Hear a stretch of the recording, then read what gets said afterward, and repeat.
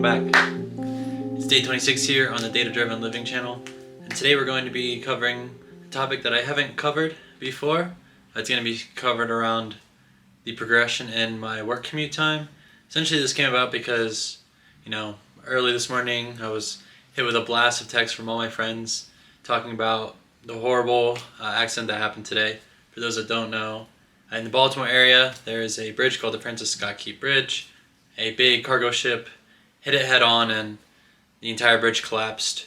Happened about 4 in the morning, and I don't know the number of casualties, but I've heard some rough numbers in the realm of like 20-30 people. It's really sad, and so I thought, I try to stay away from it because that is a realm that I work in, but it's given me time. That was an area that I used to live in, and I very well could have been one of those people driving on that bridge. So I just went back, I thought about my work commute, how it is now, and what it used to be, and spent a little bit of time reflecting on that. So stick around to learn some stats on my work commute.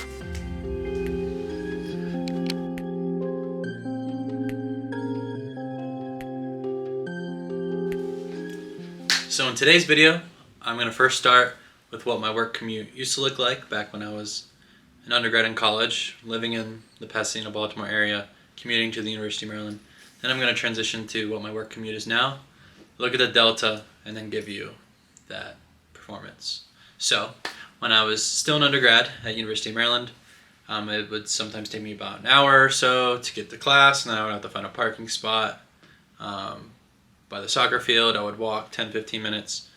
So that I averaged that out to be about hour 15 each way, 2.5 hours, and I did that for about 3 days a week. And then the last 2 years of school, I also was working part-time, and that took me about 40 minutes, so an hour and 20. And so the math of all that adds up to about, I think on average, I was commuting about over 10 hours per week when I was in my late teens, early 20s. Fast forward to now, while I'm in Denver. Now I only go into the office 3 days a week. I live about a 5-minute walk each way. I walk 5 minutes to the train station, wait about 10 minutes, takes 20 minutes on the train, and I walk about 5 minutes, and then I'm at my work building. I do that on the way back home, and I do that 3 times. And then Monday and Friday I telework. And so now my telework time, or my commute time, is roughly in the realm of 4 hours per week. And so if I do the delta between that, I went from 10 hours down to 4 hours. That's about a 60% reduction in my commute time.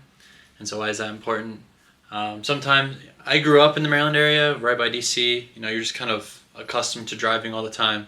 But then moving out here, I kind of realized, once you have a train station, and it's just a different experience not having to be conscious during your whole travel commute, and also just traveling less to get to work when you live in a metro city and you're able to take advantage of the public transportation system. So I'm pretty happy about this. I like that I'm spending 60% less time commuting, because I just get angry. Be blasting music would just be wasting a ton of time, honestly, and not happy, and it would just really affect my mood. So yeah, to wrap up, still tragic what happened today. I hope that doesn't mess a lot of your commutes. For anyone who's watching the Maryland area, I hope that everyone and your family is safe, that nothing bad happened to them. And yeah, that's that for today. Tune in tomorrow for day 27.